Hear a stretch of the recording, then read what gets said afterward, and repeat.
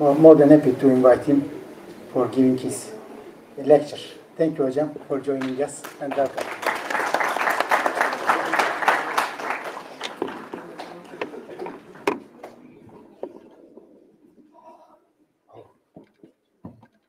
Are you going to stand in the...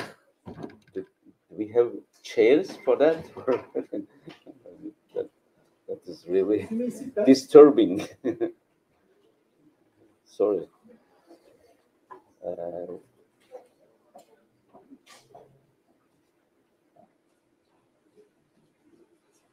I'd like to begin by thanking the president of the university for inviting me and being part of this valuable, important university and be with you. And also I'd like to thank university administration and the Dean of the Faculty of Law, Nicola Bey, for inviting me to speak and to be with you in this conference. I'm going to speak about a topic which is, I think, in the last century or so, is an unthinkable topic. Because Islamic law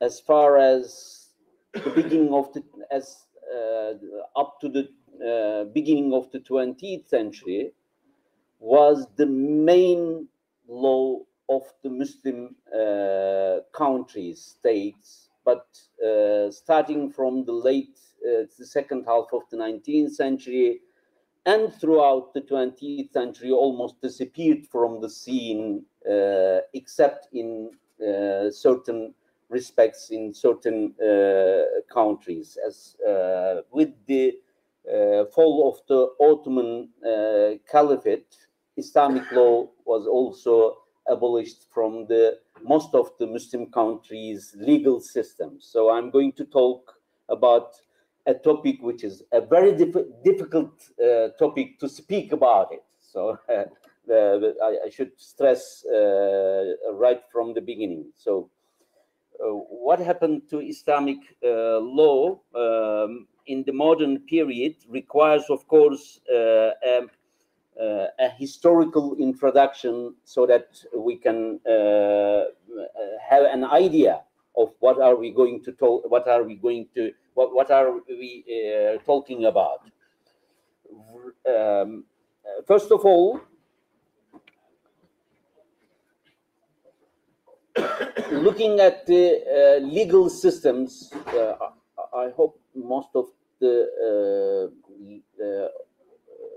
those who are in the room are law faculty students, or I don't know, or law faculty people. I don't know, Nicola, what do you think? No? Some of them. Okay, all right. So I'm going to speak of course, some technical issues. So first of all, let me introduce my ideas on legal systems in general. You know, in the modern, in the pre-modern period, law is essentially related to religious traditions. We know almost even for the Roman law, if you go and deep into its history, it began with this 12th tablet, which is very much related with a religious metaphysical foundations, prehistory of the Roman law, also somehow related to these 12 tablet understanding, which is coming also as a so we can say that all the legal systems in the history was related to the religious traditions. But since the 18th and 19th centuries, a new concept arrived, that is secular law. Secular law is, of course, secularism and religion history, the division between secularism and religion goes back into the history, but a purely secular understanding of the law came late in the 18th and 19th centuries with the European legal system adopting this secular law, and then through the European colonial expansion spread all over the world, this secular, the idea of the secular law. But before that, the laws usually are divided, usually was very much intimately related to the religious traditions and religious ideas. So this secular law and religious law, the division of the secular and religious law, and the characterization of the legal systems as religious and secular, reformulated, especially at the beginning of the 20th century by Weber, Max Weber, who divided laws into two major systems that are religious laws and the secular laws. Religious laws, of course, are exemplified by the canon law, Jewish law, Hindu law, and Islamic law. And then secular laws are the modern European rational systems of the legal systems that are identified by Weber as prime examples of the secular laws, is the European law, that is continental European law, and the Anglo-American common law system as rational secular legal systems, whereas religious systems are the canon law, Judaic law, Hindu law, and Islamic law. So Islamic law are branded or classified under the religious systems and identified with the canon law, the Christian law, and the Judaic laws. Whereas, you know, if you look at the Islamic legal system, unlike Judaic and the canon laws, Islamic law was the civil laws of the Muslim states throughout its centuries. Since its first emergence in the 7th century and up until 20th century, Islamic law was a civil law, the law of the towns, the laws of the city. It's unlike the canon law, because canon law was never a law of the town, civil law. It was only law of the Christian clergy's law, whereas Islamic law was a civil law throughout its history. So if we are talking about Islamic law, we are talking about a law that has that is playing the role of the Roman law or the modern law, the civil law, the role of the civil law. Islamic law is actually was a civil law of the throughout Islamic history. So throughout all the empires, including Umayyads, Abbasids, Seljukids, Mamluk, Ottoman, Babur, all of these empires, the main law was Islamic law.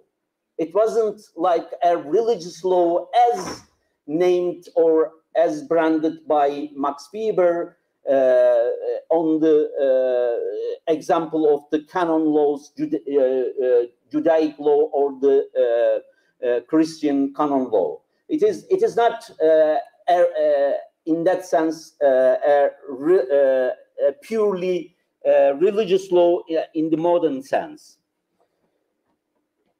We know that, at the beginning of the 19th century, in Islamic empires, Islamic world came across, faced with the challenge of the modern European colonial expansion at the beginning of the 19th century, and when we arrived at the 20th century, almost all of the Muslim world was invaded by the European colonial powers, and they introduced European law into Islamic world. At the beginning of the 19th century, the Ottomans, which was the last representative of the caliphal state, the Ottomans, Ottoman Caliphate, decided to reform the state system and introduce the modern nation state into Muslim world.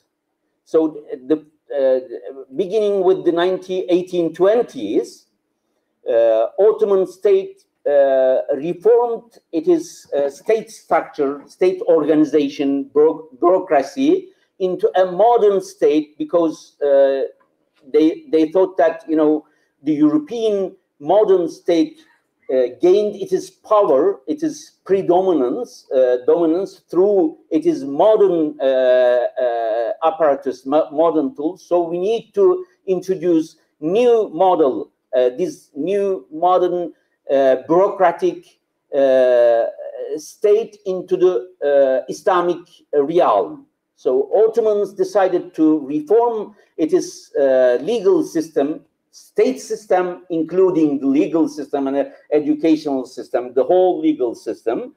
And when we came to the late 19th century, there were two legal systems prevalent in the Muslim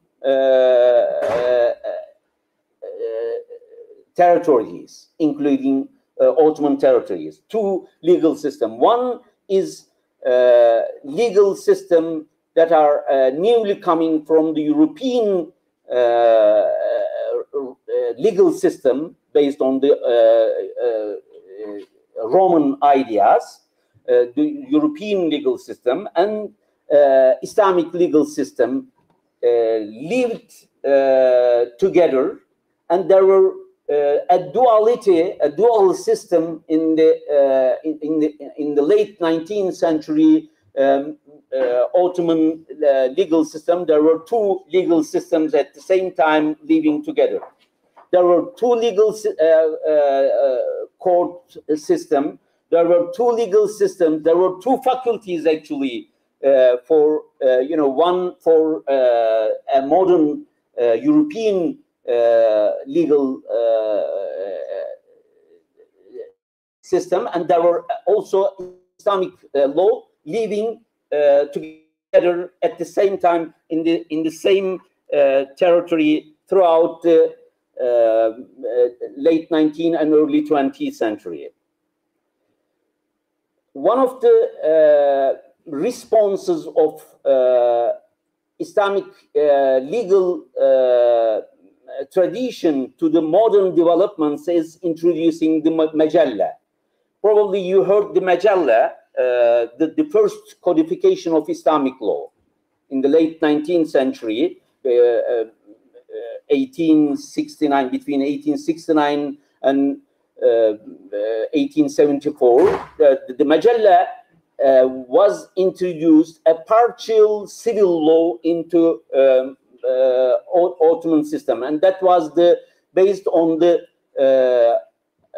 traditional Islamic law, but with the idea of codification. The idea of the codification came into Islamic world after it is expansion in Europe. You know, the Napoleonic Code first introduced in 1804, and then it spread throughout Europe, and then the Ottomans decided to adopt a similar codification system, and there was a debate between Ottoman elite, among the Ottoman elite, whether to adopt civil code with the translating the civil code of the Napoleonic Code, the French civil code, or whether we create our own civil law. So those who are favoring the codification of Islamic law,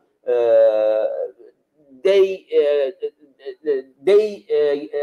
win this debate, and then Majella came into the Ottoman legal system as a codified Islamic law. So that was the first codification of Islamic law. But at the same time, you know, the European ideas were gradually dominating throughout the empire, and the Ottoman elite in many fields, instead of creating their own legal tools that are based on traditional Islamic law, they thought that it is better to adopt European, already well-established European tools into the system. So they, especially in the public legal spheres, the public legal sphere predominantly adopted European legal idea, but in the private legal sphere, there were some parts, especially the commercial law was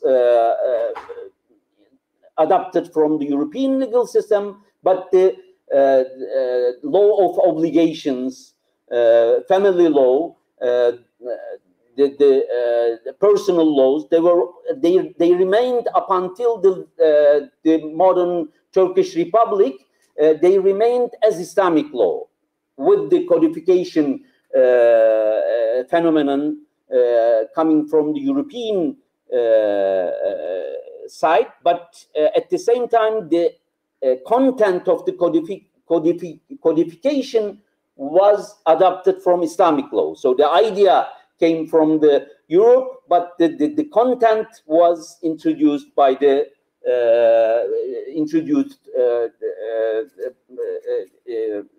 filled by the traditional Islamic legal system. But we know that the European law gradually expanded its realm when we arrived to the First World War period in 1914, between 1914 and 1918. Family law was also codified. It was the second codification after Majella. Majella mainly being the law of obligations and property, and some part of the procedural law.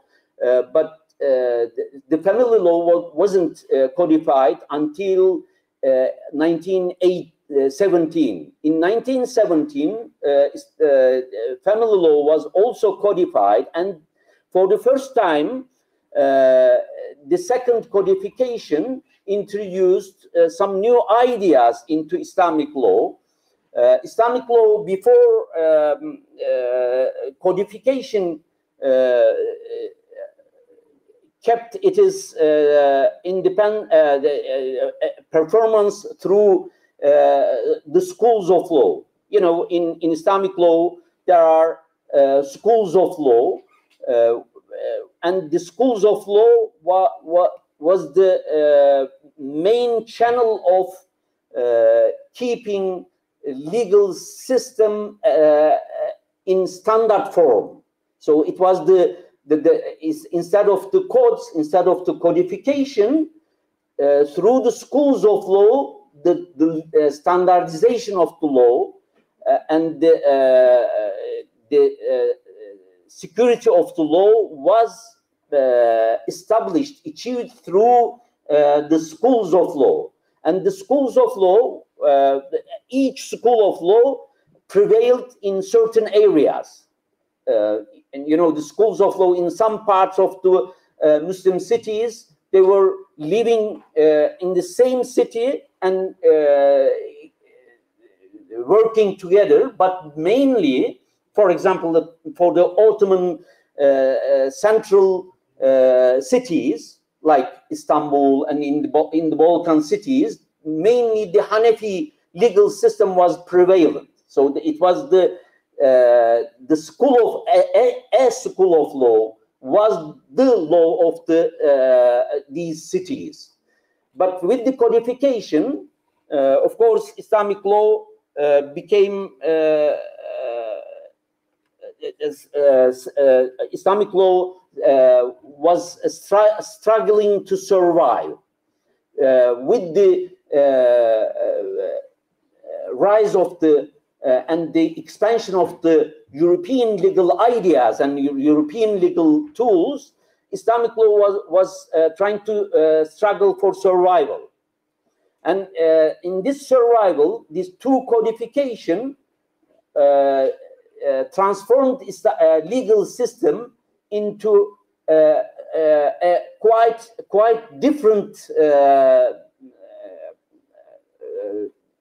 concept of law came into Islamic world with the codification.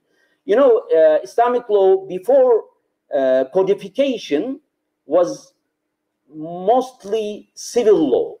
You know, the law, especially the private law, the civil law, was created, legislated, not by the state. You know, the idea of the state legislation was absent throughout the Islamic history. There was no legislative state power. It was the legal experts or jurists who were creating the law, and the schools of law was the main medium through which you know, the jurists were introducing and adapting and, you know, renewing the legal system, and the states were only you know, operative in application of the law, but not in legislation part. But with the modern concept of codification, Islamic law now became a place where, you know, state is now playing a role. Now the states, the governmental committees, they were, you know, introducing the codification. So this was totally a new period, a new thing for the Islamic law. You know, the state becoming a power of legislating power, playing with Islamic law. This was something new for the Islamic history. So, and the traditional Islamic law was a civil law, and now the state becoming the main apparatus here. So, with the almost you know, dying out the traditional form of Islamic law, now we see that, you know, a new theory of law emerged at the beginning of the 20th century. The schools of law were no longer, you know, players in the field as they are in the pre-modern period, pre-codification period. Pre-codification period, you know, they were the main channels, but now the schools of law lost their traditional role. A new theory of law emerged here. What I mean by new theory of law is, since Muslim states start adopting the European legal systems, and the realm of the Islamic law is very gradually limited to a certain areas, like family law. For example, still in many countries where they were claiming that they are applying Islamic law, they are mostly limited to the familial issues. Then the other parts mostly transformed, that the European ideas mostly prevailed, and the Islamic law is no longer was regarded in these areas operative.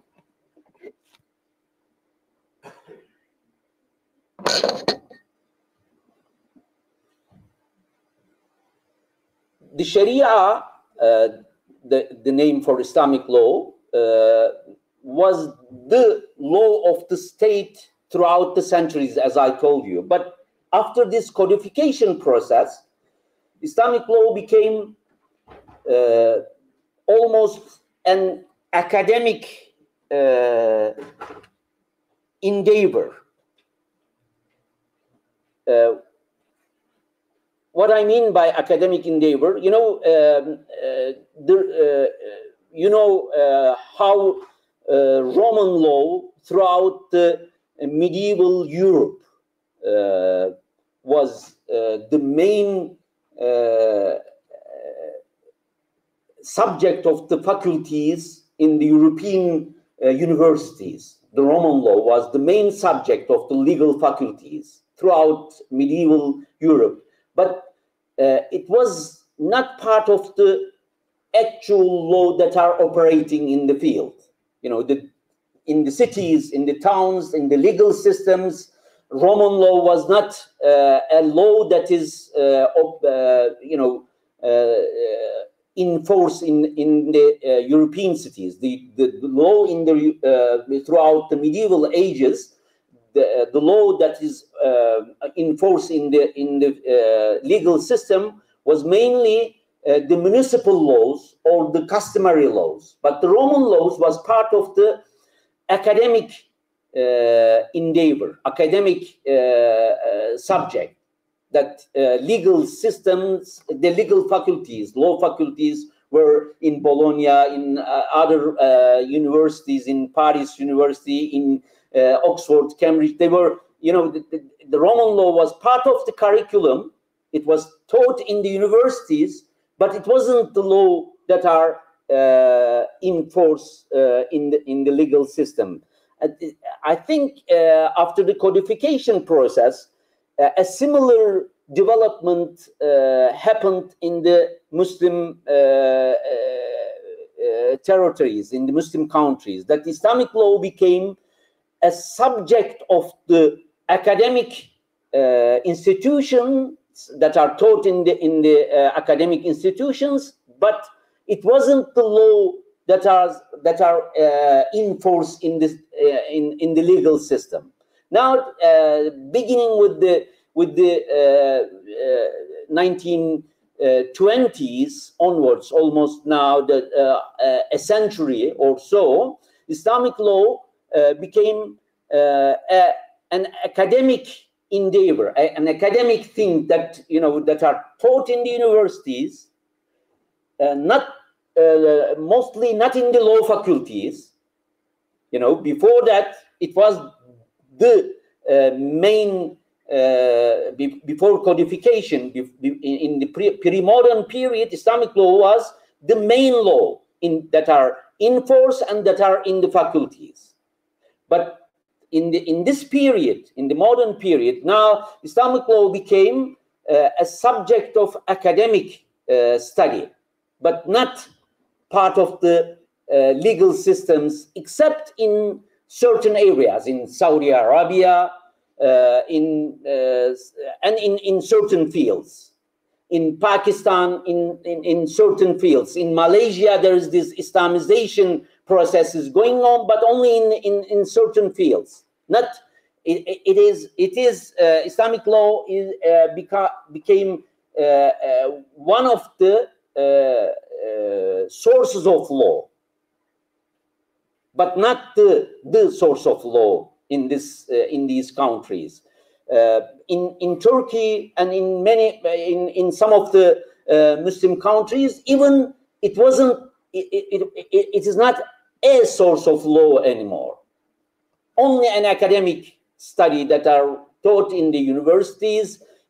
For example, in Turkey, in the faculties of ilahiyat, in the Islamic studies faculties, where Islamic law was taught as an academic thing that are taught with the books, but nothing to do with the legal system that are operating in the courts of that country.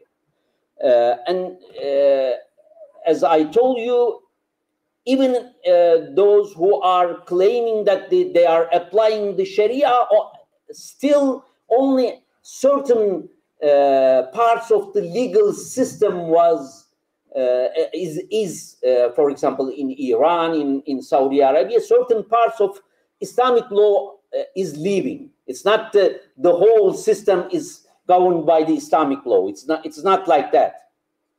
Only certain parts, and mostly in the private legal sphere, and mostly in the foundations, in the familial issues, perhaps in the inheritance law, in certain parts that are still operative, even in those countries who are claiming that they are applying Islamic law. So that is one of the developments that happened in the early part of the 20th century. So what does that mean? Of course, these developments brought some important, observations we should do about Islamic law. For example, Islamic law, since it is loss of predominance in the legal system, led ulama, the scholars, the Muslim scholars, to call for ijtihad. That is, we need new ideas in order to bring back Islamic law. So that was one of the outcomes that is, these development brought to us. Call for ijtihad. That is, we need new ideas in order to renew and then reclaim Islamic law. But, since it is an academic endeavor, it only brought a legal system that is learned from the books, not from the practice, but from the books, and turned into a kind of what happened in the Christian history, that after Reformation, the Christians, especially the Protestant Christian legal search for ideas, as in a similar way, came into Islamic field. So the Islamic law experts began to search for new ideas, but this time based on the idea of turning back to the original sources.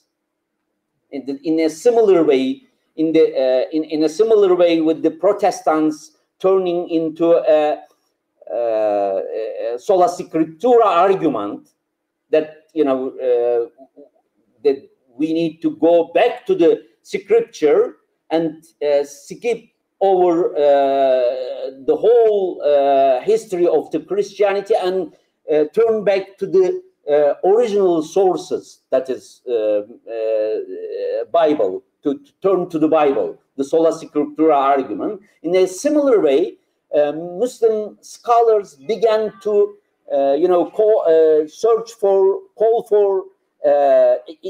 for ijtihad became like a call for turning back to the original sources, which means the turning back to the Quran and Sunnah argument. So this Salafi idea began to dominate in the Islamic legal studies, that we need to go back to the Quran and the prophetic hadith in order to bring back Islamic law into a modern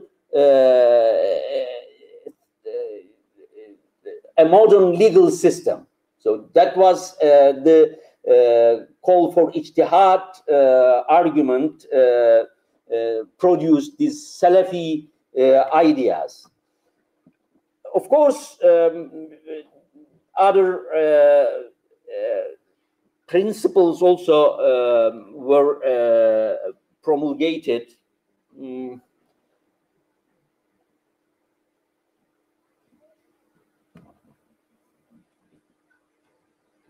One of the outcomes was, of course, Islamic law.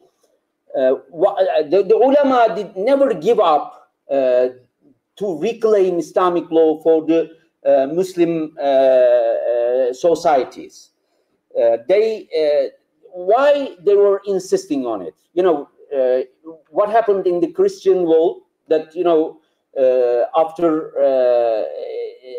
canon law, or the religious institutions lost their traditional power, a secular law emerged. But at the end of the day, the European legal systems were purely secularized, although, of course, with nuances, with reservation, I should use this word. But at the end of the day, the legal systems in the law faculties, they claim that they are purely secular legal system. Why Muslims did not accept this? Still they are not accepting it. In the history, they didn't accept it. Throughout its history, they struggled against it. But why they are still insisting on reclaiming Islamic law? That is, I think, an important question we should focus on. Why they are still insisting on reclaiming Islamic law, although most of the legal life of the societies, almost, Islamic law never plays a role in it anymore. But still, Muslims are claiming, they're trying to reclaim Islamic law. Why? Because, according to the Islamic idea that, all the prophetic messages, all prophets sent by God brought a message for the people, for the humanity, from God. This message includes, along with other things, a code of conduct. That is what Muslims believe, that all the religious, all the prophetic messages, all the divine messages brought by the prophets contain a code of conduct sent by God. So that is what Muslims believe in. Not only a belief, a theology, not only a belief in one God and in belief system, but also a code of conduct, an ethical, political, and the legal system. A code of conduct was also sent by God to humanity, and all the prophets, all the messengers of God brought this idea that, you know, ethics, the ethical conduct, political conduct, and the legal conduct, in its essence, in its principle, was actually promulgated by God. But this idea that, you know, the legal concept, the legal code was legislated, promulgated by God, this idea was almost forgotten in the modern period. And all the legal systems, they say that, you know, now we have this idea of a conduct, an ethical or legal conduct formulated by humans themselves, not any other power that are transcendent from the humanity. There is nothing like that. But the whole idea of that, you know, law, the ethical conduct are coming from the God is no longer acceptable in the modern period. But still, you know, but this is according to the Quranic message, according to the Islam, this is unacceptable. You know, the Quran says that from the first prophet Adam to the last prophet Muhammad, all the prophets brought the message that believing in God, the belief system, and then the right conduct. So it is the morality, the ethics, the law, the politics, the political conduct, all the conducts that a human being is, you know, existing in the human being's behavior is, in essence, in principle, was the ethical principle comes from the divine message. So this idea we lost in the modern period. So perhaps, you know, the crisis that we are living in the modern period, that, you know, humans are making the ethical, the conduct, the code of conduct themselves, for themselves and for their own actions, but created by humans, is our crisis today. You know, that, you know, in many fields of our modern economics, medical issues that are now the human being are facing. The ecological system, that our ecological system is now faced with this great crisis of, you know, destroying itself. And the economic system, our greed for growth, our greed for earning more, is now becoming more and more something that destroys us. Now, perhaps it is better now to remember. So that is why I think we should bring back this idea of divine, transcendent, ethical message that exists throughout the history of the human being, and we lost in the last 200 years, and now perhaps that was the main cause of destroying our own future in this world. Perhaps Muslims' insistence, the Quran, based on the idea of the Quran, that we need to listen to the divine message. Perhaps we should remember this and remember, thanks to the Muslim nations, Muslims' insistence on not forgetting the divine principle of ethical conduct, perhaps can be our last chance to save this human being. And although Islamic law is no longer operative in the legal, even in the legal systems of the Muslims, but this idea of that the ulama, the Muslim scholars are insisting on it is maybe an important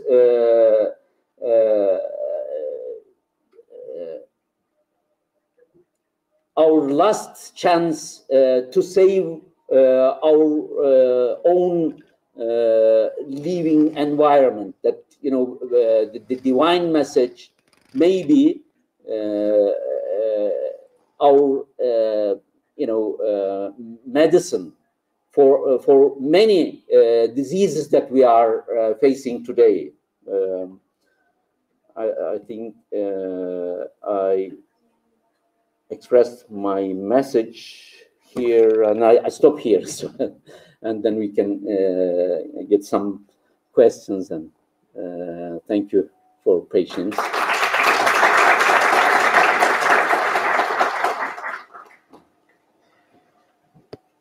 Yes, please. Thank you,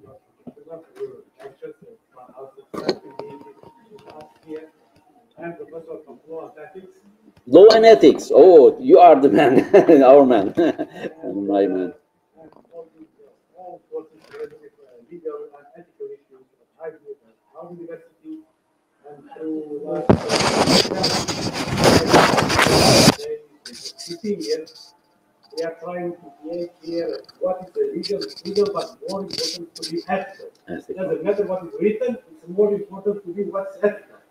Natural law. Natural law. It's more values related with human circumstances and new circumstances in our IBU institution, because we are multinational, multicultural, we are children coming from different backgrounds, and always we are faced with complexities, solving pedagogical and other academical issues. My comment when you lecture, it is why we are faced with this situation in modernity or post-modernity. It is because during the Islamic countries or Islamic empires, the law had an aim for ethical values, and there was division between the power, political power, and legal power. Legal power was made by the ulama, who were good lawyers, and all the philosophy to create the law was to make a simple life more equal, to help each other, like zakat and other institutions. But nowadays, it's opposite.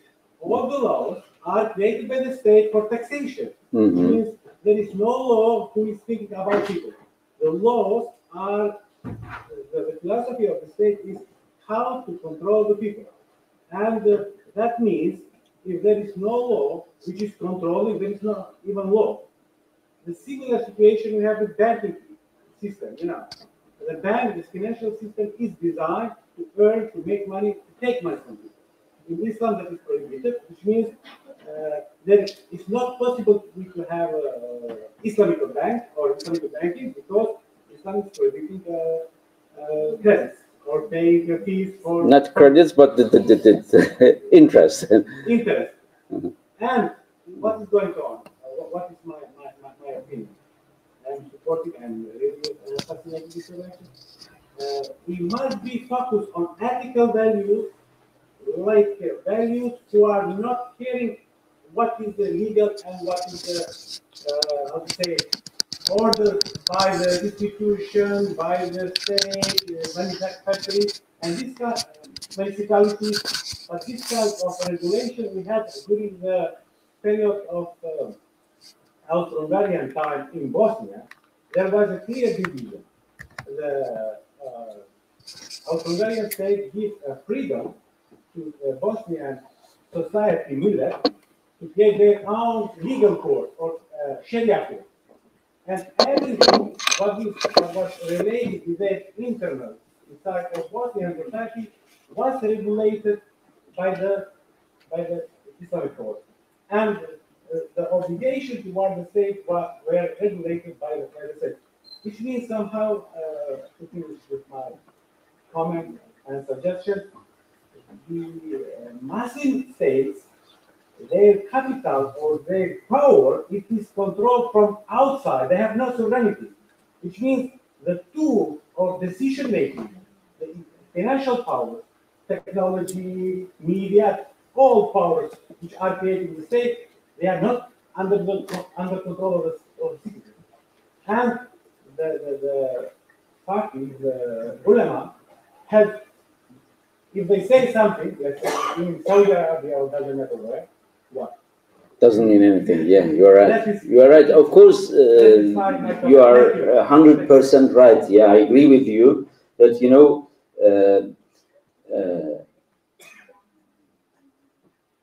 relegating the power structure to the other systems and then keeping Islamic law in certain limited areas doesn't mean that you are applying Islamic law. That is the main problem. Of course, the whole legal state apparatus and the legal system, if they are in agreement with this ethical and the value-based ideas, then we can say that, you know, we can do something. But otherwise, you know, of course, nobody would dare to go against this economic growth. You know, no one would accept this. You know, everybody in this room even would won't accept. You know, that we don't need growth. Who can say? But that is one of the you know main advantage that, you know, the capitalist modern liberal state is favoring it, pushing us toward it, and nobody can go against it. You know, who can say that we don't need more technology, we don't need more growth, we don't need you know a better means of living thing. That is our main problem. So even if we accept an ethical based, value based you know conduct, if these you know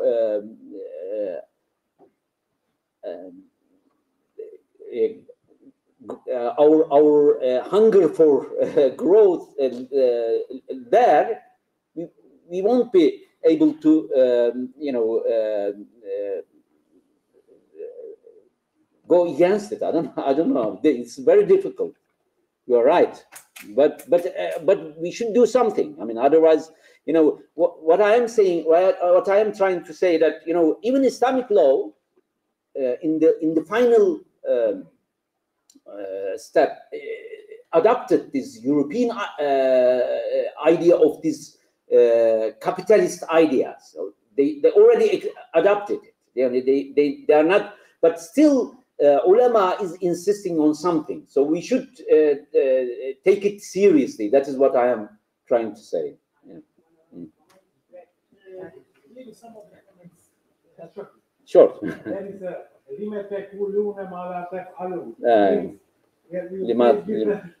it's something what we do, but it's not applicable. Yeah, okay. Is there any other comments? Sorry. Dear Professor, I would have a question. I hope my question is not currently still towards your topic. Do you see religion in regard with law as a convergence or divergence in terms of ruling? What do you mean, really, with that? I didn't really understand what do you mean. Do you see as a religion in terms of like regarding law?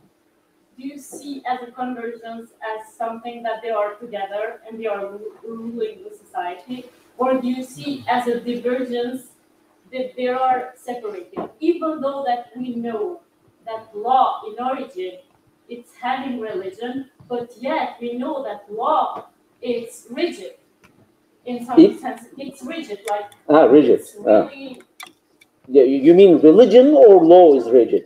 Which one? rigid. It's for me, law is really rigid. It's not giving space to religion. Even though we know that the origin of law is some source of law is coming from religion. I'm expert on Islamic legal history. So what I see in the Islamic legal history, this dichotomy between religion and law, as one is being, rigid, and the other one is not allowing the other to go together.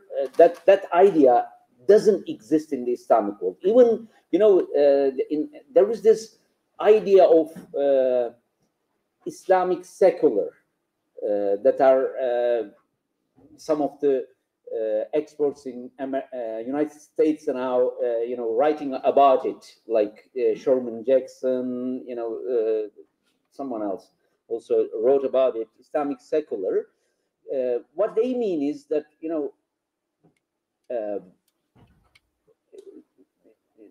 Islamic secular is like Christian secular. That it is like something tautological. You can't say that something, if it is secular, how come it is religious? And if it is religious, how come it is secular? But now that some Muslim thinkers in United States is now promoting this idea in order to show that from the Islamic perspective, there is nothing that can be this dichotomic idea that law and religion something incompatible. No, for the history of Islam, that idea never ever existed. So that is what I feel, and that's what I know from the Islamic history. So it is a new idea in the modern period, claiming that religion and law cannot live together, or they are incompatible, and they if it is secular, it is not religious, and if it is religious, it's not secular. But for the Islamic history, that is why I began with the Weberian dichotomy that there is this religious law, Christian law, and then the secular law, modern rational law, he claims. But this doesn't work for the Muslim history. I don't think so. And Muslim idea doesn't accept this. Professor, I'm assistant professor in the field of family and inheritance law. So, quite like your presentation, especially when you mentioned the civil code material. I had a scientific paper on that about contract of sale a long time ago, around 5 to 6 years. So I wanted to ask you something about related to Islamic law, but a bit which is correlated with family inheritance law. Your opinion, of course. What do you think on this part? Do you think that maybe we are blocked in this part from, I don't know, maybe European systems, since we have different values when it comes to family inheritance law, especially family law? Of course, you know about European values and Islamic values when it comes to this field. Do you think that maybe in this field we are lost because of that? That we have different values, different, let's say, different articles, different terms on how should function a family? Mm-hmm. Very good question and difficult to answer. When Islamic law faced with the European ideas of men and women and children, these ideas, they introduced this first code in 1917, which I mentioned, the Hukuk Aile Kararnamesi, this first Ottoman codification of the family law. That was very interesting, codification event that happened in 1917. The caliphal approval is there, and they introduced, they accepted many of the ideas that spread, that came from Europe, and they introduced into the code in many fields. Like, for example, in the late 19th century, the woman movement, for example, and then the liberation of women, the idea of the liberation of women was very important in the late 19th century Europe, and these ideas came to Ottomans and the Islamic world, and they start tackling with these issues, and they adopted many of the ideas that come from, but with the, of course, keeping Islamic values at the same time. So that was the codification event that happened in 1917, which adopted, which was struggling the same problem that you are asking about it. That the status of women in the legal system, the child marriage, they were trying to limit it and ban it, the child marriage in 1917, and many of the ideas, they thought that it's not against Islamic values. So they thought that these are also Islamic values that we can introduce. And many of the changes they brought into this code were mainly related to the status of women. So since then, Muslim scholars are writing about it and discussing, debating about it. But of course, the problem is, we see that now in Europe, the liberation movement gave rise some, the family is no longer as something important in Europe anymore. And the single parent phenomenon, the marriage is now losing its importance, and these gender issues are, we are not controlling anymore. And so what is going on? Perhaps here we should go back and rethink of the values again. That is, I think, now for the time. Of course, raising the status of women is something good in the legal systems, in the legal history. But at the same time, what does, if it is going to destroy the value-based human experience, human achievements, and then perhaps it is better to go back and think about the values, and we should think about this is a modern liberal capitalist values are in clear contradiction with the traditional religious values. So we should perhaps try to bring back divine message and think about it again. That is what I am calling for it. Thank you.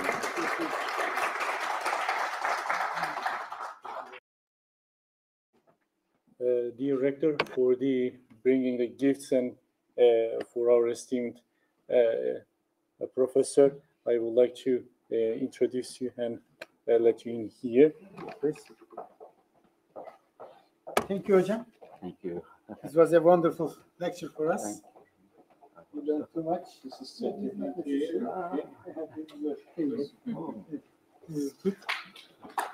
bridge. Oh, great. Our logo is also bridge. Bridging ideas and people. Yeah. Thank you all for joining us. Thank you. Thanks for inviting me. Çok güzelmiş. Stonebridge. Stonebridge, yes. Oh, wonderful. Thanks a lot. Thank you for coming. Fatih.